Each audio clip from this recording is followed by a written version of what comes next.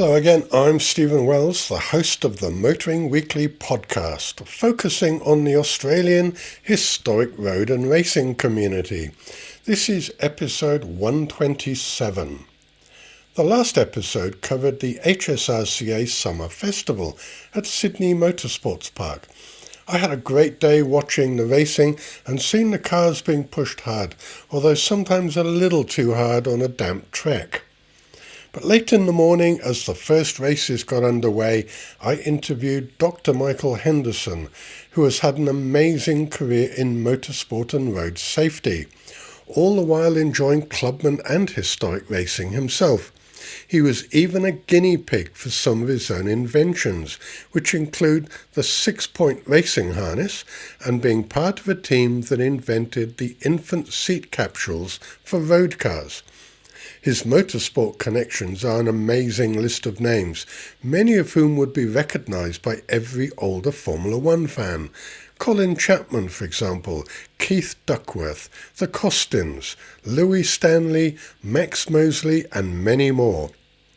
The interview was held in one of the meeting rooms at the circuit above the main pit garages and directly next to the start-finish line.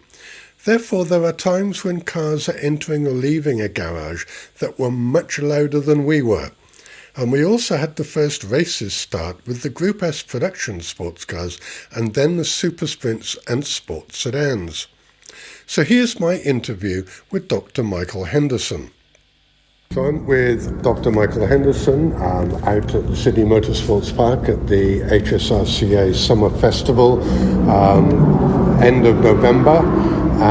Dr. Henderson's had a storied life, a doctor, a motorsport safety pioneer, a road safety pioneer and a race driver, and a few other things that we'll cover off today as well.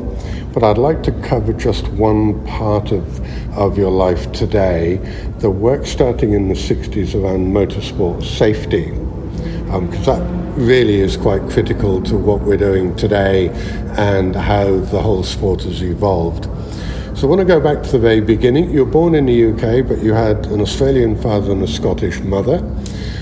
Where in Scotland and Australia is your heritage from? Well, Stephen, the Australian heritage actually goes back a bit because it was my great-grandfather who sailed out to Australia as a paying immigrant in a sailing ship. And he was a terrific writer, and he wrote the most marvellous account of his voyage out to Australia. He became the bank manager down in South Australia, met the lady who became his wife, and that then was my great-grandfather and my grandfather.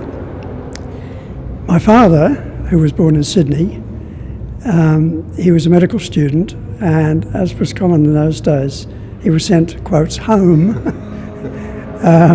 to finish his medical training, which was in Edinburgh, where he met my mother, who was a nurse in Edinburgh, and she came from a long-established Edinburgh and far north Scotland as well, long line of Camerons they were. So that's where they came from.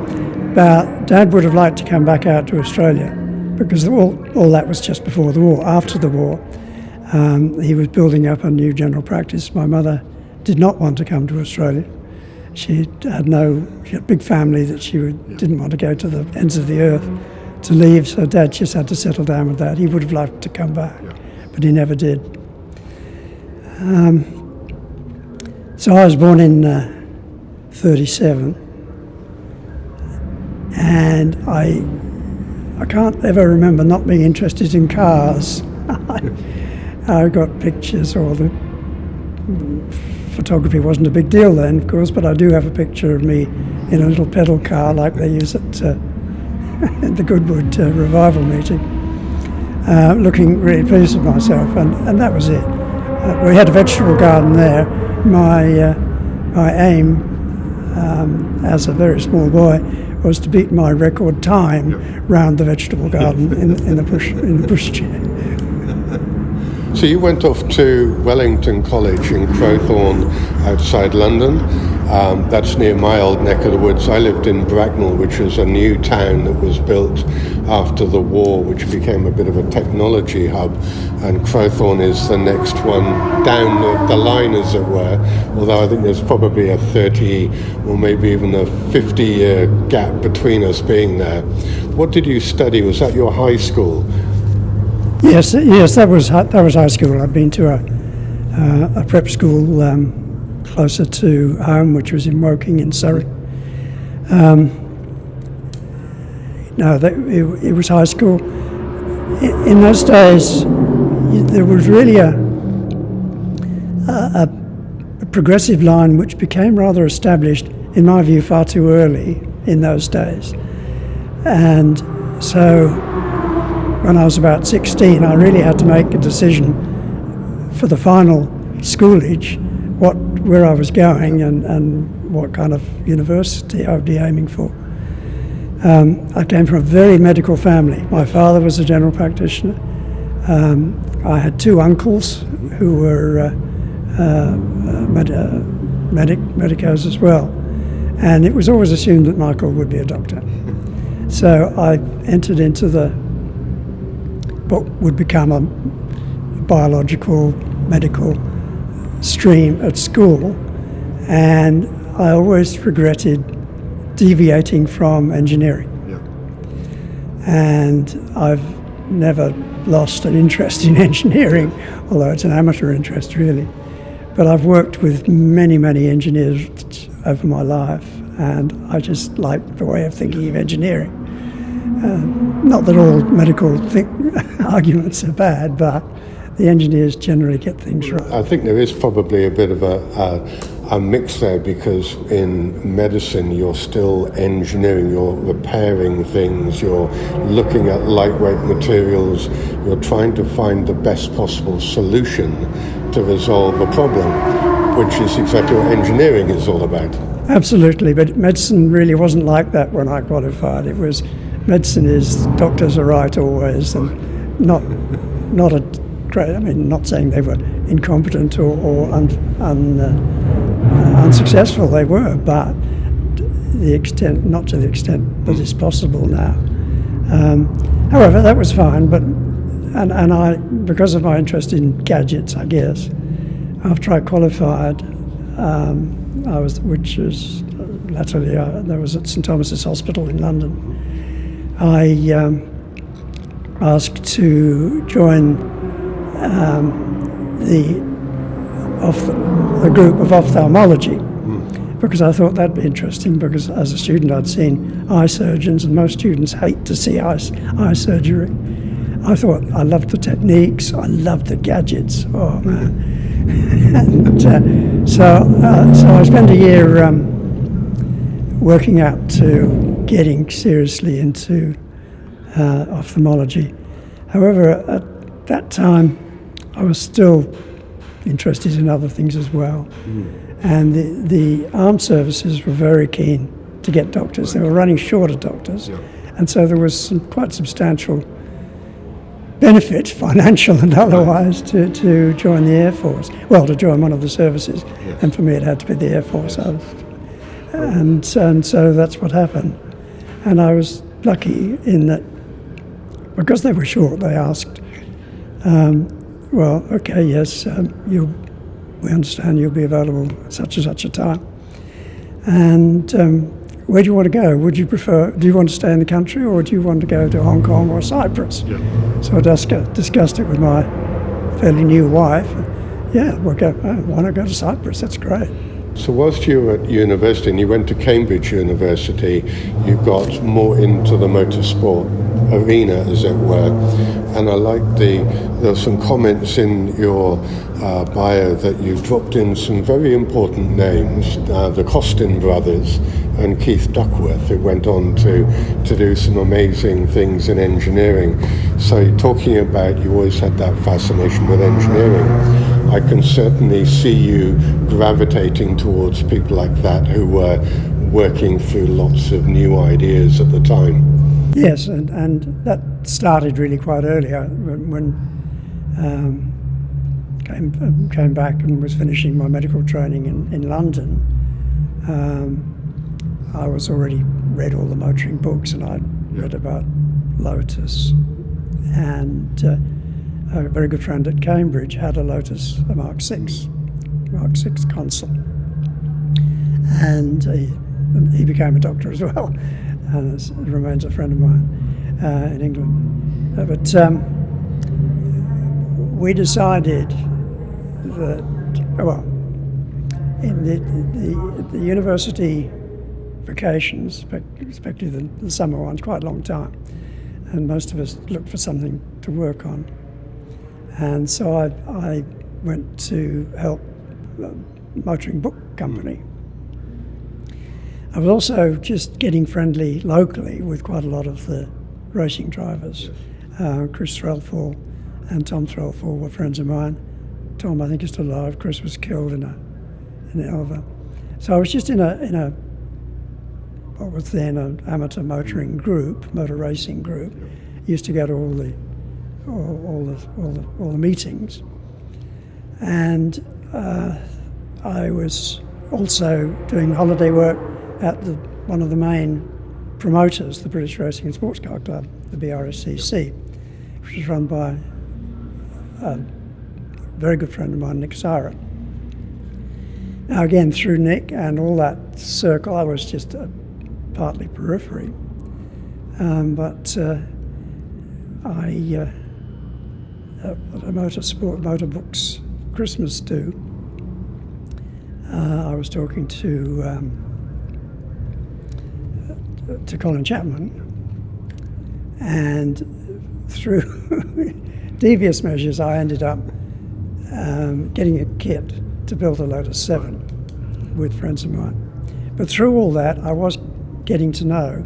I used to drive up to Hornsey and talk to Duckworth and Mike Costin and Frank Costin. And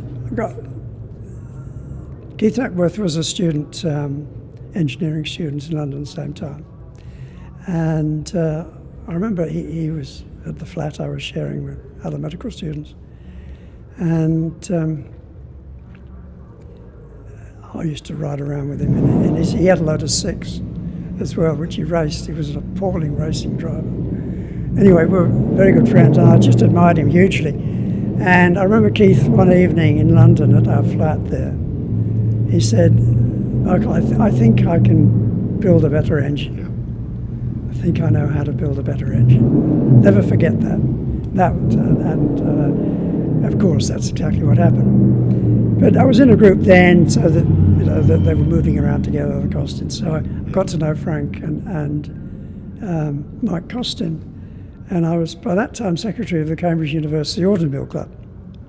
It was the university time, and I was responsible for getting speakers for the club meetings.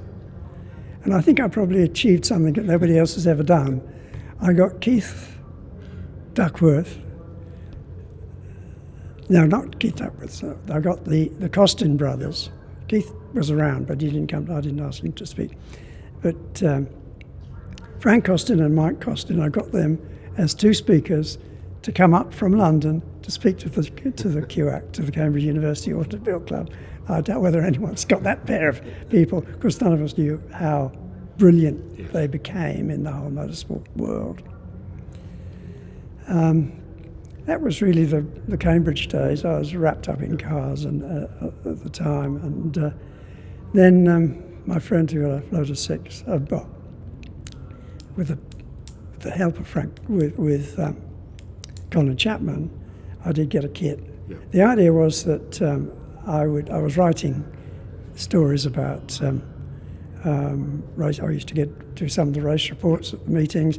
I did quite a lot of commentary at Brands Hatch and Silverstone, sometimes with the great John Bolster alongside him. And when I finished it, they Lotus Engineering, as it was then, made a movie about building the Lotus 7, a promotional movie, building a Lotus 7 and in the end ending up racing it. The idea was that I would simply drive it around Brands Hatch. But anyway, long story, I started racing it. It went pretty well, so they said, okay, you can have it for a year. And so that was how I started, and that was 1960. By that time, I think I must have getting an interest in safety, apart from a medical point of view. I just couldn't see why, if injury could be prevented, well, why don't people prevent it, or as far as possible? Because I remember I had, my wife and I, now she was a girlfriend then, still a wife, our 61st wedding anniversary we've just had. But we shared what small money we had into an XK 140 Jaguar, which we drove all over the place. And I remember fitting seat belts to it, like drilling the holes and putting in the belts. And when we got the next car, which was an Alfa Giulia, one of the original Alfa Giulia, the boxy Alfa Giulia. I wanted the predecessor to that, but I couldn't get one. But the boxy one was a fantastic car. But I fitted belts to that. And that was the car when we had a child then. And I thought, well, we're belted out. What about the kids? Because it was clearly apparent that a seatbelt wasn't going to hold a child properly. I had already got the concept for a better race car belt. At that time, from the Lotus 7, I'd got a U2, which was quicker. But I was still just racing in the Clubman series, which is a big deal in Britain then for young amateurs. One of the guys I was racing with was Max Mosley, who became president of the FIA and remained a friend to his death. But I had this U2, and I thought, well, I think I should put a belt in this. And the 4-point belts were available, and some people were using them in saloons, but not many. I mean, it was a tiny handful of 4-point belts were being made. And I thought, that's no good. Here you are lying down in the car. Well, if you could just got a 4-belt belt, you go underneath that belt, that's going to hurt. So I thought, well, I need some way of stopping people sliding down lengthways.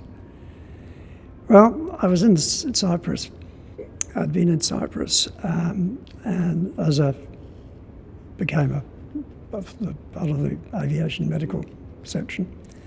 And they said, it was they asked me, of course you have to volunteer, but we need a doctor, a parachute doctor for our rescue series, a rescue team. I'm sure you'll be able to. Okay, I'd never thought of parachuting, but there we are. So I went through, I think training, being a parachutist in the services, it was the fittest I'd ever been, and I was a cross-country runner for Cambridge, and you get fit learning. Anyway, the point about a parachute is that when the parachute opens, it's pulling you up from your hips to your shoulders. So it's the same direction of dangle as it is when you're lying down and you hit something going forward. So I thought, well, something basically like a parachute harness with a pair of crutch belts, which go on to engage with your hip bones, not with the soft parts. And with a 4-point belt. So I went to a few people to try to get one. I got a couple of prototypes made, and the first of those was the one I put in my Mallock U2. That was very much a prototype, but it would have worked, but it needed 2 buckles because there wasn't a central buckle. However, I was back by that time in the aviation medicine area in Britain, and the group I was involved with at the periphery of Farnborough was trying to get British belts into some of the American aircraft that were going into the RAF, because none of us thought we liked those belts. And so I went to the company that made the aircraft. It was GQ Parachute Company, made parachute harnesses. So I went to them and said, look, I'm interested in trying to build I've been writing about it, so I got a good entry to the place. And they said, look, we've got a consultant who's interested in motorsport, go and talk to him. And his name was Dumbo Willens. And, or Claude, but known universally as Dumbo. So I walked to Dumbo Willens and we worked out a prototype harness, which I put in my car. And immediately there was interest. In fact, Max Mosley was the next person to fit what was the prototype GQ Parachute Company racing belts. Dumbo Willens said, why are you going to Australia? You don't want to go to Australia. Stay here and we can make a business out of it. No, I said, no, I want to stay in what I'm doing in safety stuff. I had some future thoughts about it all. And so he said, okay, well, do you mind if I'll go ahead and make a business out of this, and they'll become Willens belts. I said, no, go for your life, Dumbo, that's fine. So you actually, good luck to you. So you were a guinea pig for your own design, effectively. Oh, absolutely, yeah. Not that I ever crashed in it. But yes, exactly. And then he hitched up with another racing driver, John Fenning, and they put the company together. And the Malak, what were you racing that in? What series was the Malak? They're all Clubmans. Yes. Okay. That was well, it was Clubman. They're all Clubman, yes. That was I'd never get really seriously at that time beyond it's reasonably amateur, minor sponsorship sometimes. For a lot of but there were a lot of clubmen, very popular. As junior categories, and the quick clubmen were designed by people, the top designers, who ended up building Formula One cars. So you then developed the 6-point harness that stopped you effectively submarining into the cockpit. How did that then evolve into being picked up through the major sporting codes like Formula One and Formula 2? Well, it was an interesting story because it happened outside the legislative or area or rules. I was preaching in lots of articles about how this is how belts have to happen. And I'd shown that it could be done. But a stimulus was the Sigma Grand Prix. By this time I was in Australia. I was waiting for a job with aviation medicine to come up, but I, for a while, because I'd been doing so much writing, that I worked for a while for the Medical Journal of Australia as an interim time. Meanwhile, before I'd left England, just before we left Australia, it was published a book I'd been writing for the previous 2 years about how you could make motorsport safety. And because no one had ever, I'd been writing articles about it, which are all well received by well-known editors. And I put it to Pat Stevens, a motoring publisher. Can I write a book about this? He said, well, it won't sell many, but yes, it's a very good thing to do. So yeah, go for it. So I wrote the book, and that was published as Motor Racing in Safety in 1967, I think it was. The late 60s, yeah, that's right, just before I came to Australia. Because the publisher was sick of the fact. He said, why are you going to Australia? We want to plug it. So nobody wanted you to go to Australia. No, that's true. Yes, a lot of people didn't. And that was all committed. So that was published in the late 60s, where I'd laid down the rationale. I had functioning prototypes that were being raced. I had enough statistics, which I'd been doing for the previous couple of years. I'd been collecting data with the help of the motorsporting bodies there. It was the RAC, and they gave me access to all kinds of information. I followed up all the crashes that I could to get full data from the drivers and the mechanics, and that was a lot of work, out of hours stuff. So that was the book. So by the late 60s, I had good data on belts, and I was in Australia and getting GQ to send some belts out. And what was happening, well, particularly one particular crash in Australia, Neil Allen, who was a friend of mine, fitted belt to him, one of the first racing drivers to use them in Australia, and he had the most horrendous crash. And that became very well known because he just walked away from it, and no one thought his mechanic as he ran over up at surface, the lakeside. Now, I got a call,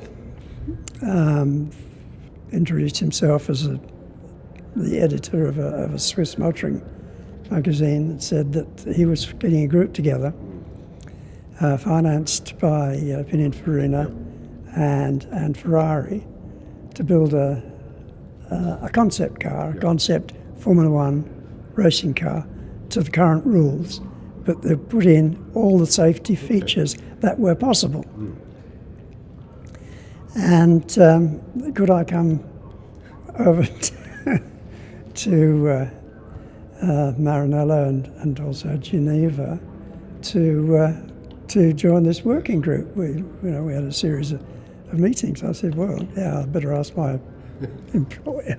Well, I don't think I did say that. Yes, I said. So then I asked the editor of the Medical Journal of Australia, who I was working for then, look, I've been invited for this. He said, yeah, okay, go for it. So I was flown back to Europe. I had to get special permission because I'd been a 10-pound pom flying out, and you were supposed to stay in Australia. But I explained the situation, and I had a wife and daughter in Australia, so it was all right. So came back, and that, of course, that was one of the highlights.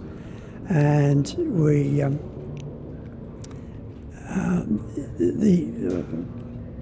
got everything put together. I mean, there was the group was Sergio Pininfarina, the son of the original Pininfarina, Paul Frere, the famous racing driver, very interested in safety and very brainy man, and a journo as well, of course. And not quite so well known, Professor of engineering at the time in Berlin, Professor Ernst Fiala, who was an absolute motor racing freak, ended up as on the board of Volkswagen. In fact, the father of the GTS, the GT. Anyway, he and I really put most of it together. We all understood things that could be done, but had not been done, like head restraint, for example.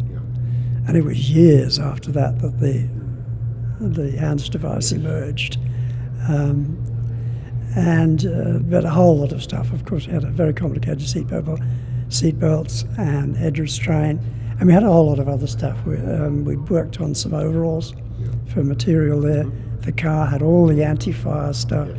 We had anti-rollover wheels, and there's a stack of features.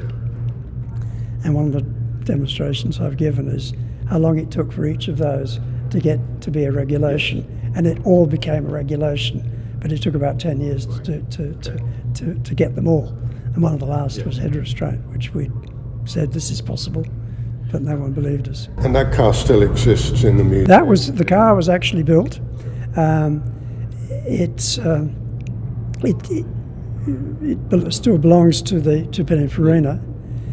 It's usually, sometimes it tracks around the world. I've seen it 2 or 3 times.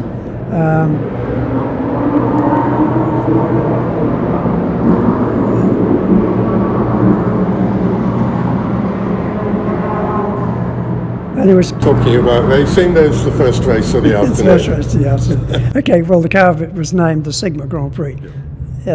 Sigma S for Sigma and safety.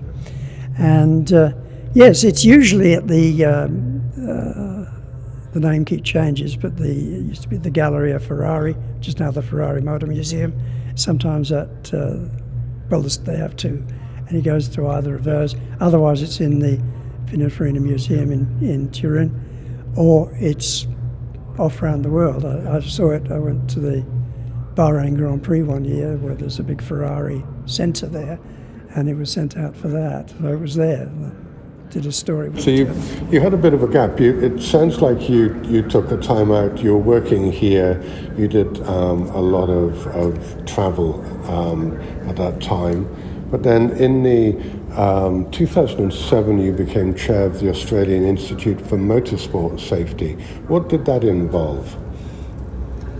Yeah, well, the era that later emerged as, I mean, when I got back to Australia, I got another call from the New South Wales government, the head of the Transport Department, and said that they were, someone had just spun up there and he's still spinning. And I was rung up by the head of the Transport Department who said he was aiming to build a road safety research group. Would I like to join it? So very short story. Yes, I joined it. Within a year I was running it, and I became the first director of road safety in Australia in any of the states. So for that decade, I was completely wrapped up in road safety. Because we had to write we did all the work to get compulsory seatbelt use accepted. They always said that there was going to be a lot of resistance, but that wasn't true. The idea was to try to convince people, and then when we introduced the rule, the usage rate went from about 50% to 95% overnight, basically. And then we were writing the alcohol. We got a pretty good team going there, multidisciplinary, of the Traffic Accident Research Unit, and there were other good groups set up also in Australia, which then fairly rapidly got a very good reputation for work in road safety.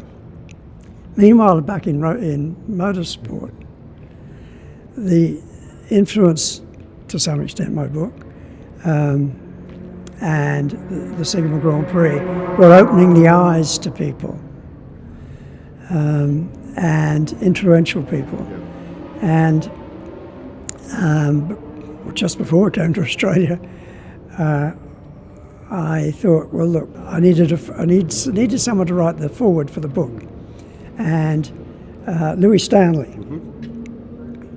wrongly known as Sir Louis Stanley, often influential at the time, not always popular, but I thought he was great, and he just formed a thing called the Grand Prix Medical Service, which was a bus, a big semi-trailer, which he was taking to the circuits because he, quite rightly, thought that the medical provisions at the circuits were absolutely abysmal, and they were. So I thought a man like that, I'll ask him to write the foreword for the book, and I did. So he asked me to come and see him at his home in Cambridge. And so I went through the whole spiel, and he said, yeah, he'd write the foreword, and about the belts, talked about the belts. Still didn't have any Formula One. This was 67. Still nobody in Formula One wearing a belt. And so I convinced him, I said, really. Because Jackie Stewart was racing for him for the BRM team then. And Jackie Stewart was already complaining about circuit safety, which I never went into that field. And he said, Okay, I'll get one of Stuart, I'll put them in Stuart's cars. And that was another start, you see, because once Jackie Stewart did something, people started listening. And Stewart was keen. He'd crashed without a belt and was very lucky to survive. So in the course of a year, at the beginning of 1970, there was no Formula One drivers wearing belts. By the end of that year, they all were. It was the biggest change that's in safety that's ever been done. Because what was happening was that those who were still not wearing belts were getting hurt. Those who were putting belts in were getting saved. I mean, the only one who wasn't completely on side, I had a long talk with him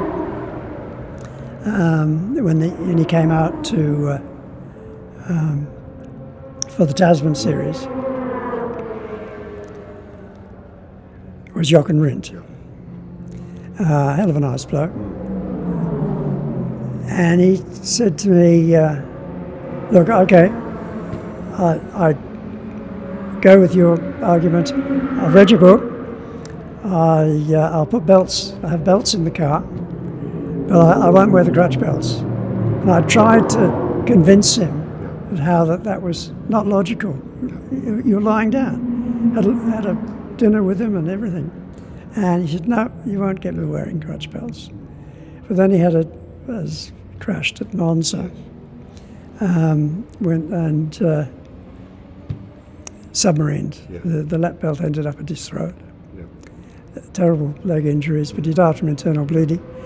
And from then on, I think people accepted that if they're properly fitted, crutch belts are going to save your life.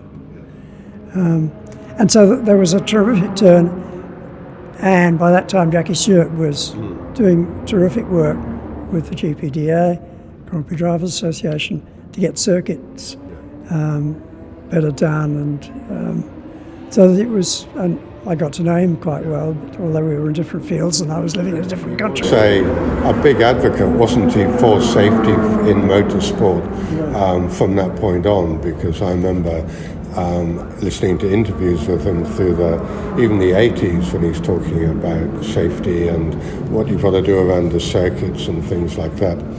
And going back to sort of the FIA, looking after Formula One, you were called back to help with that organisation with Dr. Sid Watkins. Exactly, yes. What were you doing with him? Well, the FIA, whose president then was Max Mosley, who I knew personally, obviously, still knew. Good connection. Very good connection. Very, very safety-minded. And he had, on the FIA, I suppose it was World Motorsport Council, no, it's just the FIA, said, okay, we're going to, it was after Senna's crash, because there'd been 12 years without a fatality in Formula One. Then that woke everybody up, that there's still things that got to be done. And Sid Watkins was famous by then as the medico at the Grand Prix. Absolutely super bloke. And so Max set up the FIA, Institute for Motorsport Safety. And he got together for that a lot of well-known medical and engineering people, which included me, as it happened. And it was chaired by Sid Watkins. A lot of the brain work for that was, the technicality, was a genius engineer, Peter Wright, who had been involved in Formula One and Formula One design for years, a very, very strong safety advocate and a personal friend of mine. And some of the American doctors, Terry Trammell, Steve Albee, very prominent in the American series. So it was a terrific group. So in Australia, the CAMS decided that, okay, we should have our own institute, with the Australian Institute of Motorsport Safety, and you're chairman of it. Oh, yeah, right, okay.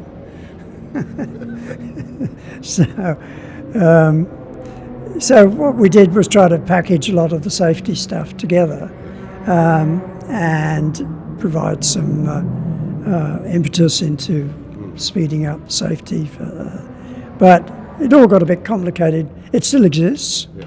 It's but these days, safety matters are so tightly tied up with rules, regulations and legislation that it's not the kind of free-thinking group that it started off as, and as the FIA, because there is no Institute for Motorsport Safety as such now. Sid Watkins died, of course, and then the FIA took the whole safety thing in mind, because I suspect what Jean Todt was thinking, he was the president after Max, that if the Institute recommends that something should be done and we don't, and then somebody gets hurt, the FIA is in the so it went all in-house, and it's as is happening in Australia. Nothing wrong with that. It's just it's a different kind of way of attracting it. There's still very good people doing very good things, but the innovations are harder to implement these days. So everything that you did in the 60s has really evolved over the last 30, 40 years in stepping stones, putting in the seat belts, looking at again with the Sigma, with better roll safety, better head restraints and materials being used. So your legacy lives on across a lot of, not just the motorsport, but as you were talking earlier about road safety as well, because clearly road safety is a major issue even today on the roads in any country. Yeah, after I left the government, I did some travelling, and then we're sailing. What am I?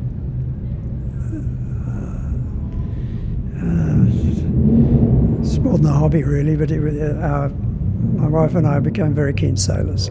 So we went sailing for a little while away out of Australia, and came back, and I set up a road safety consultancy, and I had more work than I could deal with.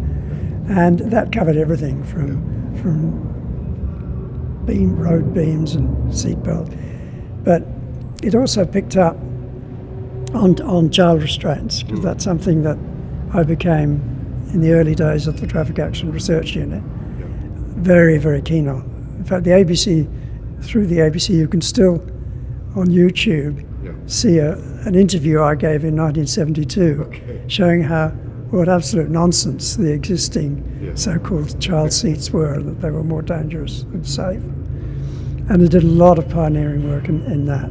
We had after Holden, that had a crash sled, we set one up in Sydney, and we did a lot of work on child restraints. And so that also our people, I and our people wrote the original standards for child restraints, and so we led a lot of the work in child restraints. And some of the innovations were our innovations. I mean, the concept of a booster seat was our concept, because there was a gap between the child restraints and seatbelts. The Swedish people that we were dealing with as well, very good, the Volvo people and people who worked for them, they understood all this too, and they were working on very similar lines as well, except that they insisted that the child should be facing backwards, and we just thought it was not saleable, and that we could make a safe seat facing forwards. So, but nevertheless, they were the other really, I guess, pioneering group at that time.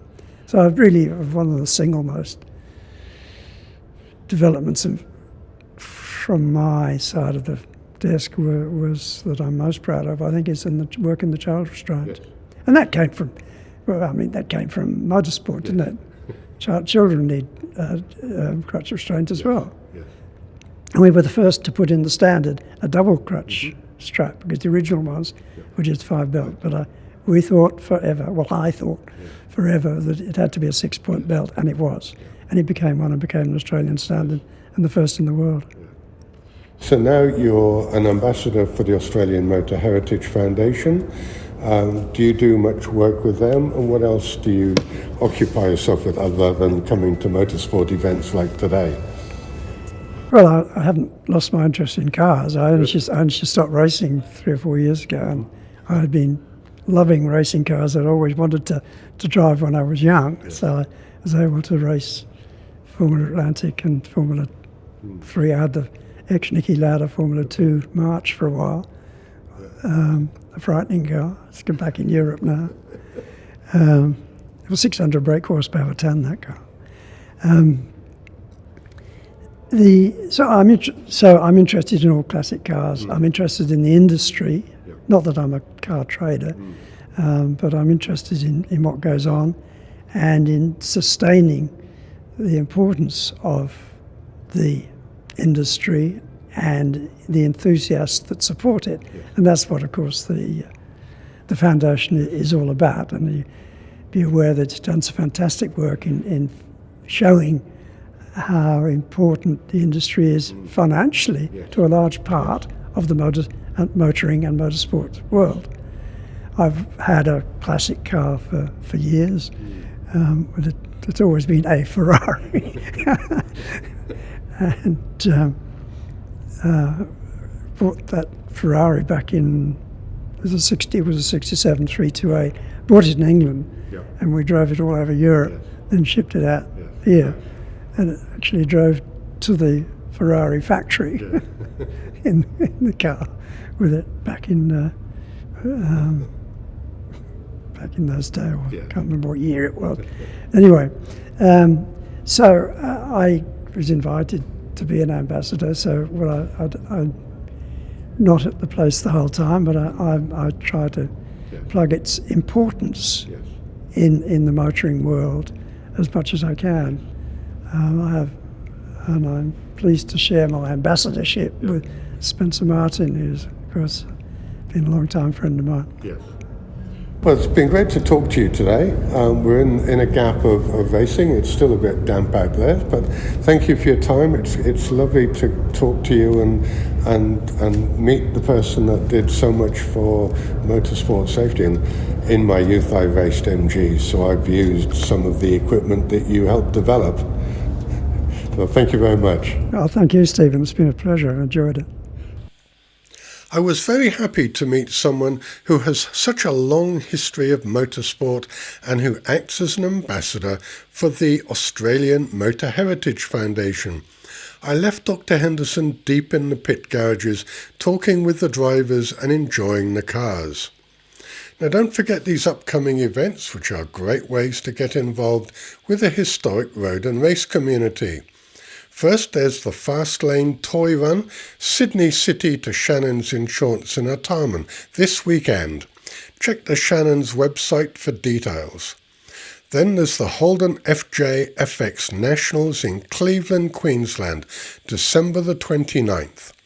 There's a Holden Day at the National Holden Museum in Coffs Harbour on January the 4th. And the Bathurst 12-hour race is on January the 31st to the 2nd of February. But if you're like me and you enjoy historic racing, then the HSRCA Return to Goulburn with Historic Group N is at One Raceway. And that's the same weekend, February the 1st and 2nd. The GNU Blast Classic is on the 7th to the 9th of February. The Motorfest Car Show by the Lions Club of Gerringong is on the February the 15th. And then there's the Sydney Harbour Concours d'Elegance, smack in the middle of the harbour on Cockatoo Island, 28th of February to 2nd of March.